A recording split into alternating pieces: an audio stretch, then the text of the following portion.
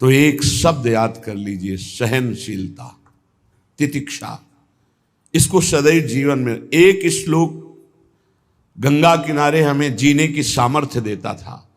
जब कभी हमें प्रतिकूलता दुख प्राय मिलते ही थे तो ये श्लोक, यम ही न व्यथ्यन्ते ते पुरुषम पुरुषर्षभ सम दुखा सुखाधीरम स्व अमृतत्वाय कल्पते। वो अमृत पद का अधिकारी हो जाता है जो आए हुए सारी व्यथाओं को दुखों को मौन होकर सह लेता है, वो भगवान को प्राप्त होता है। जहां कोई कष्ट होता, बस यम ही न व्यथ्यन्ते ते पुरुषम पुरुषर्षभ सम दुखा सुखाधीरम स्वमृतत्वाय कल्पते। हमें सहना है, हमें भगवत प्राप्ति करनी। अरे छोड़ो, इसने मारा, इसका कर्म जाने, सहो, चलो आगे, चलो आगे बढ़ो। भूख प्यास गर्मी सर्दी मान अपमान दुख सुख, ये सब इस मार्ग के यात्री को मिलते ही है। और जो इसको सह गया वो जगत पावन करने वाला महात्मा बन जाता है। वो मम भक्ति युक्तो भुवनम पुनातु, लोक के लोक को पावन कर सकता है जो भगवान के चरणारविंद में अपने चित्त को अर्पित कर दिया। इसलिए दुख ही हृदयत, चाहे जितना दुख पड़े प्यारे, किसी से मत कहो, किसी से मत, चुपचाप मौन होके सह जाओ। तुम्हारा स्वामी विधान करके तुम्हें दुख भेजा है तो बहुत बड़ा उसमें कोई सुख है। वो मंगल भवन है, तुम्हारा मंगल होने नहीं दे सकता। दिखाई दे सकता है कि अब अमंगल हो गया हमारा, अमुक अमुक अमुक, कुछ नहीं। धैर्य पूर्वक अपने मार्ग में सीधे चलते रहो। उसका विधान आया है, वो दुखद हो या सुखद, सुखद है तो हर्षित मत हो, दुखद है तो शोकित मत हो, आगे बढ़ो। देखो ये अध्यात्म है, ये कमर कस लो कि इस जन्म में मुझे इस भव समुद्र से पार होना ही है। ये जो कमजोर दिल के होते हैं ना, अनुकूलता जहां मिली तो बोले जब से हमने भक्ति शुरू की सब काम चकाचक बन रहे। ये भक्ति का फल नहीं है, भूल मत करना। ये तुम्हारे सुकृत चल रहे हैं इसलिए है। और जिस दिन दुष्कृत का फल आएगा उस दिन भक्ति करते हुए भी कदम रखना मुश्किल हो जाएगा, पग पग पर तुम्हें दुख मिलेगा। ये सिद्धांत को समझ लीजिए तो कभी आप निराश नहीं होंगे, शूरवीर होकर आगे बढ़ते रहेंगे। जो हमारी भक्ति ये नई फसल है, और इस फसल की जो आनंद वृत्ति है वो भगवदानंद है, ज्ञानानंद है, अखंडानंद है, प्रेमानंद है। वो ये भोगानंद नहीं है, विषयानंद नहीं कि भगवान की बड़ी कृपा जो चाह वो भोग मिल गए। ये सुकृतों के फल है। ये सुकृत और दुष्कृत दोनों को यही नष्ट कर दो और निकल चलो भगवान की परम धाम में, जहां नित्य सेवा सुख का आनंद सहचरियां ले रही है। श्रीपाद कह रहे, संतर्जयस ताड़यन, कोई मुझे बहुत डांटे भर्त्सना करे और ताड़यन पिटाई भी कर दे, मुझे कुछ कभी शिकायत नहीं करनी प्रभु से। देख रहे हैं ना, वो उन्होंने विधान किया है ना कि इसको पीटो, तो हम चुपचाप पीट लेंगे, किसी से नहीं कहना। रहीमन मन की मन व्यथा रखिए मन में गोए, सुनिठ ले हैं लोग सब बांटने। इसीलिए असंगो हम, असंग किससे कहें अपने दुख सुख की बात। अपना दिल तो दिलवर को दे दिया, जो बीते सो दिल तो उनके पास है, वो तो जाने दुख सुख की बात, हम क्या जाने। हम तो बस आपके हैं। मौन, अपने विषय में न सुख की बात करे न दुख की, मौन। बात करे तो प्रभु की करे, नहीं तो मौन। मान लीजिए अगर ये मौन आप धारण कर लेंगे तो निकल जाएंगे माया से, नहीं तो किसी की निंदा कर देंगे, किसी का ऐसा कटु वचन बोल देंगे, परुख वचन बोल देंगे, भजन छीण हो जाएगा, भजन करने की वृत्ति नष्ट हो जाएगी। सैकड़ों लोगों के प्रश्न है कि पहले भजन अच्छा होता था अब नहीं होता। उसमें दो बातें होती है, एक तो भजन की ऐसी भूख बढ़ गई है कि अब उतने भजन से नहीं और भजन होना चाहिए। ये उत्तम महापुरुषों की कृपा पात्र भक्तों की वृत्ति होती है। और एक होता है कि आपसे वैष्णव अपराध बन गया, कुसंग हो गया, इस कारण से ऐसा। अगर आपके हृदय में कोई दोष वृत्ति नहीं हो, फिर भजन में ऐसा लगता है कि मेरे से बहुत कम भजन होता है, वैसा भजन नहीं होता जैसा होना। ऐसा बड़े बड़े महापुरुषों को भी अनुभव होता है। ये कोई निंदनीय बात नहीं है, वंदनीय बात है। पर वास्तविक यदि भजन नहीं हो रहा है, वास्तविक यदि आपका रुक गया है आनंद, तो आप ढूंढ लीजिए, आपका भोजन गलत है, आपका संग गलत है, आपने कोई वैष्णव निंदा की है, बस यही कारण है। यही खोज लेना, यही सुधार कर लेना, किसी से क्षमा याचना की जरूरत नहीं। अंदर देखो और आचार्य गुरु से प्रार्थना करो, सब ठीक हो जाएगा। बड़े कृपालु हैं, जिन्होंने अपराधी मुझ जैसे को घसीटा तो अब अपराध बन जाएगा तो थोड़ी छोड़ देंगे वो, विश्वास कीजिए। उन्हीं से प्रार्थना कीजिए, नाथ यदि आपको अपराध मोचन कराना है तो भेज दीजिए मुझे उसके पास, या उसको बुला दीजिए, मैं पैर पकड़ लूं, हाथ जोड़ लूं यदि अपराध बन गया है, और यदि आप चाहें तो आप क्षमा कर दें, आगे से सावधान रहेंगे। बड़े कृपालु हैं प्रभु, क्षमा कर देते। भजन की वृत्ति को रुकना, ये सहन मत कीजिए। समय नहीं है कि आज नहीं तो कल भजन चल पड़ेगा, नहीं, तुरंत वाचिक में आ जाइए, तुरंत वाणियों का गायन कीजिए, नाम कीर्तन कीजिए, ढूंढिए अपराध क्या बना जो आंतरिक हमारा भजन रुक गया, और प्रभु से प्रार्थना करके उसको चलवाइए। वो बड़े कृपालु है, क्षमा कर देंगे।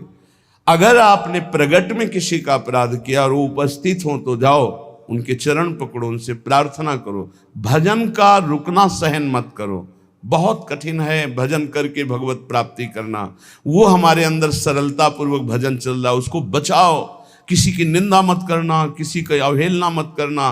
तुम्हारी कोई निंदा करे, तुम्हारी अवहेलना करे, सह जाना, कह रहे हैं इसमें, कह रहे संतर्जय ताड़यन बंधनन। यदि वो कहीं मुझे बांध दें, मैं बंधना में स्वीकार कर लूंगा।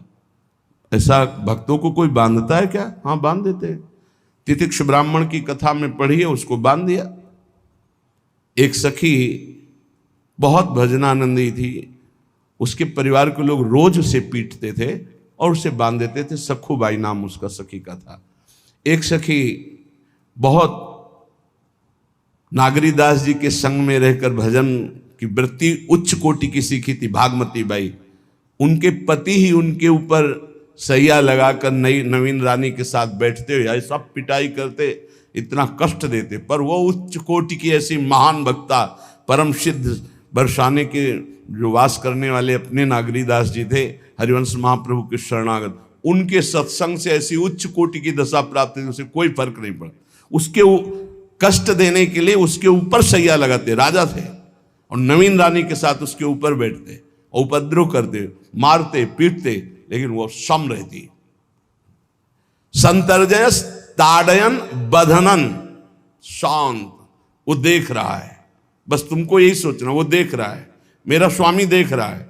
वो देखते हुए मौन है ना, वो चाह रहा है ना, तो तेरा किया मीठा लगे। बस बात समझ लो, इतना तो बहुत बड़ी वस्तु प्राप्त होगी, बहुत बड़ी। एक मिट्टी जब कुम्हार को अर्पित हो जाती है तो पीट पीट कर एक छोटा राई भर भी दाना नहीं रहने देता, क्योंकि वर्तमान के आनंद से बहुत छोटा है। क्या दुख है, स्वामी के द्वारा दिया हो। ये आप हमारी प्रार्थना मान लीजिए, इस मार्ग में चलने पर जो दुख मिले कभी किसी से कहना नहीं, नहीं तो प्रीति में कलंक लग जाएगा, वो तुम्हें प्रभु से हटा देगा।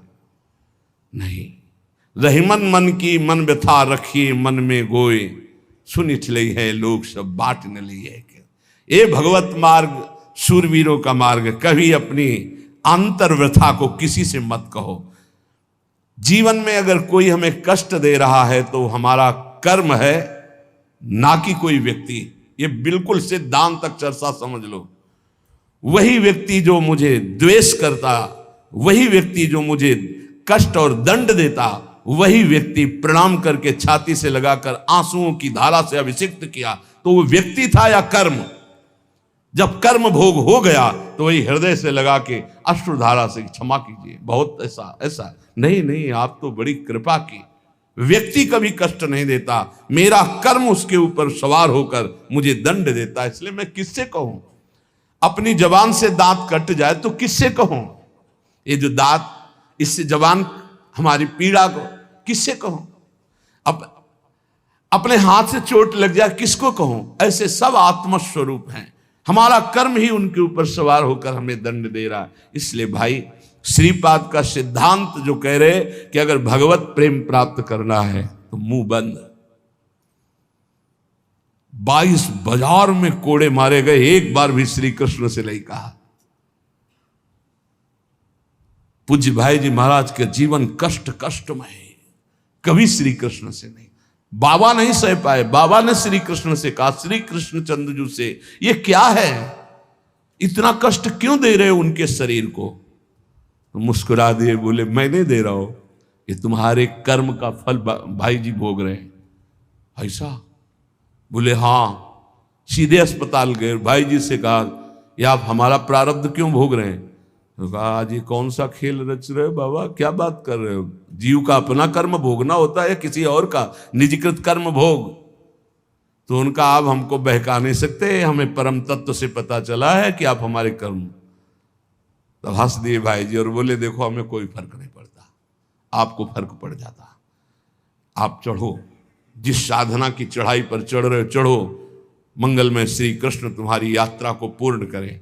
हम तो अस्पताल में पड़े पड़े प्रिया प्रीतम के साथ खेल रहे हैं, कोई फर्क नहीं पड़ रहा।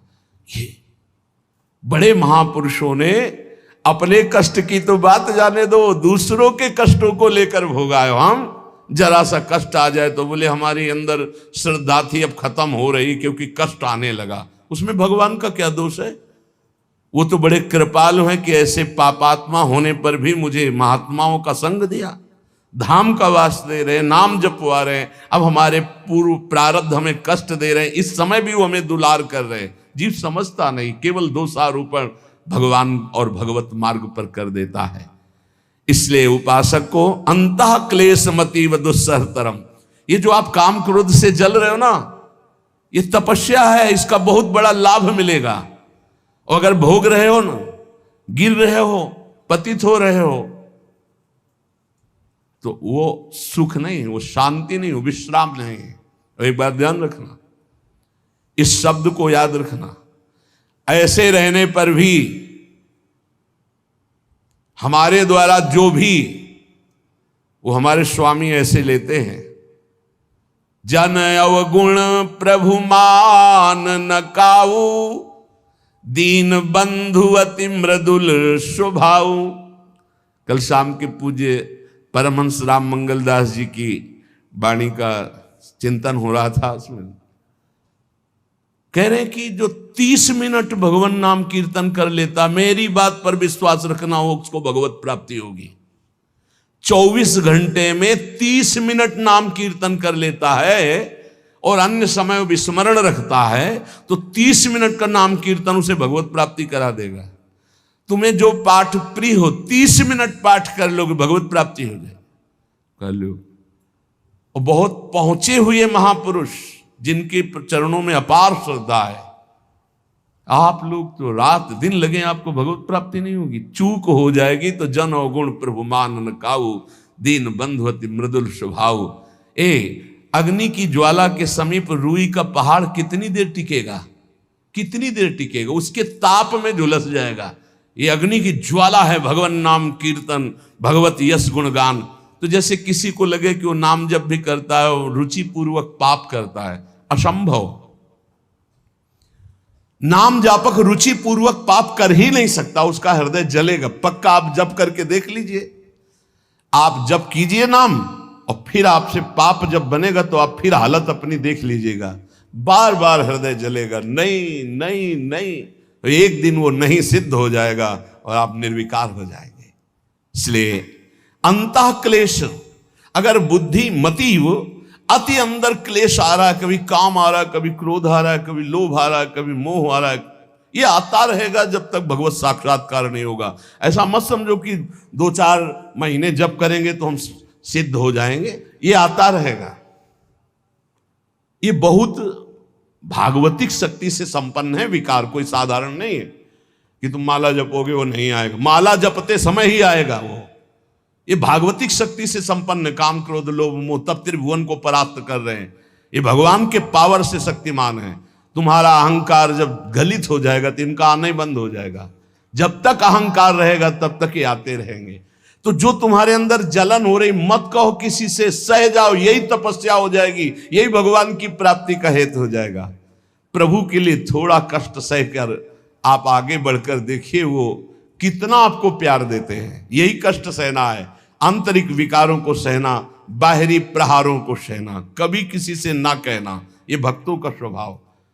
मौन, इसीलिए वाणी से मौन, कुछ ना बोलना। हमने एक संत भगवान को देखा, 22-23 वर्ष पहले वृंदावन में, कच्चा मार्ग था, एक बोरा रखते थे ऐसे, पागलों जैसा भेष था।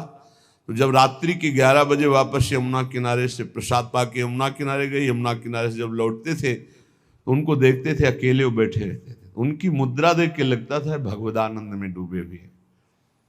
नजदीक बैठे, बोरा उठाया, चल दिया। अम्मी पीछा छोड़ने वाले थे नहीं पीछे, तो उनका क्या बात है, क्यों पीछे हो? अब संत वेश हमारा भी तो मर्यादा से ही बोलेंगे। वो कुछ नहीं, केवल जानना चाहते हैं आपको। तो कालीदह की इधर एक तमाल का पेड़, जो श्वेत रंग का एक वृक्ष है, उसका मुझे नाम नहीं याद आ रहा, गूलर जैसा, और वो तमाल में लिपटा हो, अब भी है, दाहिनी तरफ है। ये जो खाली जगह पड़ी ऊंची, जो अपने दाहिनी तरफ बर्फ फैक्ट्री के आगे जाते हैं, उसी के नीचे बैठ गए। तो हमने पूछा, आपकी स्थिति देखकर मुझे लगता है आप हर समय भगवदानंद में डूबे रहते हैं। बोले, जब लगता है तो प्रश्न क्यों करते हो? हमको आपकी वेशभूषा देखकर। तो बोले, जगत से बचने के लिए ये वेशभूषा है। एक बोरा ऐसे जैसे कोई बीनने वाले होते हैं, कबाड़ बीनने वाले, ऐसे बोरा ऐसे रखे थे, गमछा लगाए हुए थे, पूरा शरीर खुला, कोई साधु का वेश नहीं, कोई चिन्ह नहीं, और उनकी स्थिति भगवदानंद में थी। तो उनका ये किसके उपदेश, किस मार्ग के उपदेश, किस इष्ट की आराधना से आपको ऐसी स्थिति प्राप्त हुई? बोले, प्रथम पूज्य श्री स्वामी राम सुखदास जी महाराज का सत्संग हुआ, इष्ट देव श्री कृष्ण, इष्ट ग्रंथ गीता, उसी की कृपा से मुझे ऐसा, मैं भारत के हर तीर्थों में वास करता हूँ, भ्रमण करता हूँ, असंग रहता हूँ, और यही वेशभूषा रहती है बड़ा अंदर से। तो भोजन प्रारब्धवशात जो सामने आ जाता है उसे पा लेता हूँ, नहीं आता भूखा रहता हूँ। तो कहा, अगर हम मधुकरी ले आवें कभी आप जिससे, तो पालेंगे? बोले, दे देंगे तो पालेंगे। दूसरे दिन मधुकरी लेकर के, तो रोज हमारी उनके चरणों में श्रद्धा, क्योंकि उनका रहना और चिंतन दोनों, रहनी और चिंतन बड़ी प्रशंसनीय। जो वीतराग परमहंसों के अक्षर सा वैसे, कुछ पास नहीं, केवल बोरा, वो नाटक के लिए बोरा कि कोई समझे कबाड़ बिनने वाला, और एक गमछा ऐसे रंग बिरंगा, बस कुछ नहीं, कोई भागवतिक चिन्ह नहीं। एक दिन देखा वो पड़े मक्खियां भिन भिना रही, तो नजदीक गए, क्या होगा? कहा, चुप जाओ। इनका बोलिए ना। बोले, वमन और शौच दोनों हो रही है, शरीर बिगड़ गया है, तो हमका औषधि के लिए हम व्यवस्था, बोले इसलिए कह रहा हूँ आप बच जाइए। तो हम कहा, हमें बता तो दीजिए क्यों नहीं? तो बोले, आया हुआ प्रारब्ध है, इसको हंस के भोगना है। ऐसे कोने में साइड में ऐसे पेड़ के किनारे पड़े, 2-4-10 दिन जो भी व्यवस्था उनकी बनी, फिर वो हमको दर्शन नहीं मिले, अन्य तीर्थों में चले गए होंगे।